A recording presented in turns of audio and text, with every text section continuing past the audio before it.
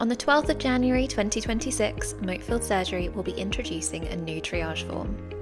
My name is Emily, I'm the IT and Data Manager at Moatfield Surgery, and today I'm going to be showing you how to use Accurx Patient Triage, our new triage form. To find our triage form, you can visit our website and click the link in the blue banner that says Request an Appointment online, or find the link in your NHS app. Once on the website, you will be presented with a few options. I have a health problem, I have an admin or routine care request, I want to read online advice, I want to self-refer. It is worth noting at this stage that I'm recording this video while our system is in test mode. This means that some of the messages you're seeing on screen at the moment may change when our system is live, such as the hours our form is open and the time frame in which we will respond. We currently expect that the I have a health problem option will be available from 7 AM and closure times will be adjusted based on safe working levels. Admin and routine care requests will be available for the duration of our core hours, but these hours will be kept under review. First, I will demonstrate submitting the form for a new or ongoing health problem by selecting the option I have a health problem. This will take you to a screen where you will input your date of birth and whether you are completing the form for yourself or on behalf of someone else. For this demonstration, I'll be using one of our dummy patients, Minnie Mouse. After I input the date of birth and select Continue, I'm taken to a page where I must confirm I'm not experiencing any concerning symptoms that would indicate an emergency. If you are experiencing any of these symptoms, please stop completing the form and dial 999. As I'm not experiencing any of these symptoms, I will scroll to the bottom and select I confirm none are present. This takes me to the main form, which is significantly shorter than our previous triage form. Here I'm asked to describe the problem, how long it has been going on for, and if I have tried anything to help. I also have the option to attach up to 5 photos. I might use this option if I had a skin condition or a lesion that I wanted the GP to assess. Please do not use this facility to attach photos of any intimate areas, as these pictures will be saved to your medical records. When I scroll down, I have an optional question where I can detail anything I'm particularly worried about. I'm also asked how I would like the surgery to help, and finally, another optional question of the best times to contact me.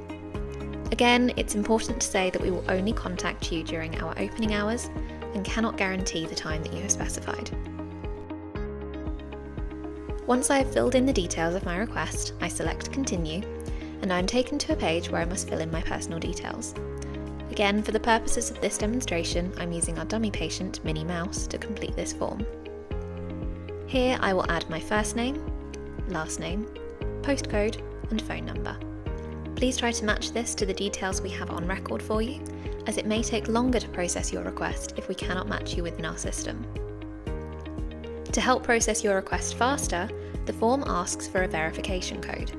You do have the option to skip this step, but the verification process doesn't take long. I'm going to select Yes, Verify Now, which sent a text message to my mobile phone with a short verification code. I'm going to type this code into the website and select Verify. Finally, I'm presented with my full request, which I can review before I submit.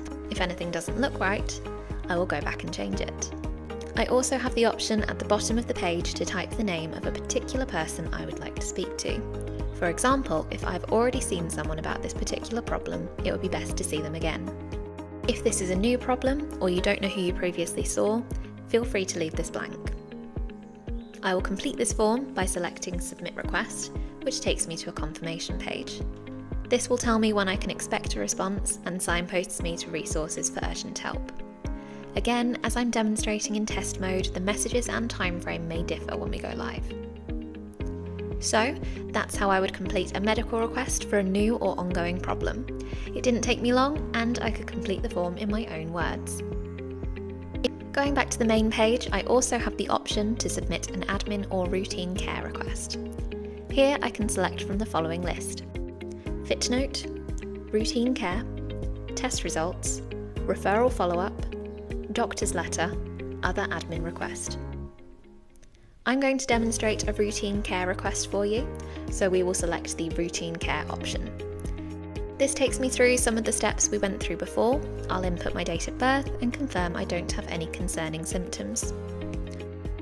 On this page, I'm presented with a drop-down list of types of routine care requests. You can pause to read the full list. I'm going to select a long-term condition review. It's important to note that you should not be using this form for new or ongoing symptoms. So, for example, if I was experiencing worsening asthma symptoms and needed immediate help, this would not be considered routine care, and I should complete a medical request as demonstrated earlier. Next, I'm going to add some more information about my request. Here, I'm going to write that I'm due for a diabetes review and select Continue.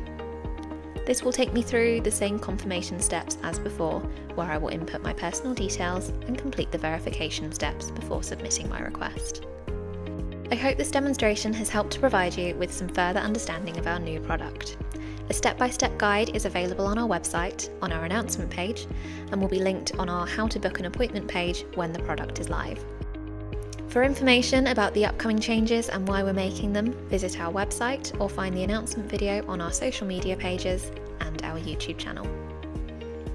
An FAQ will be available in the coming days, so please keep an eye out for that on our website, our social media pages, and our YouTube channel.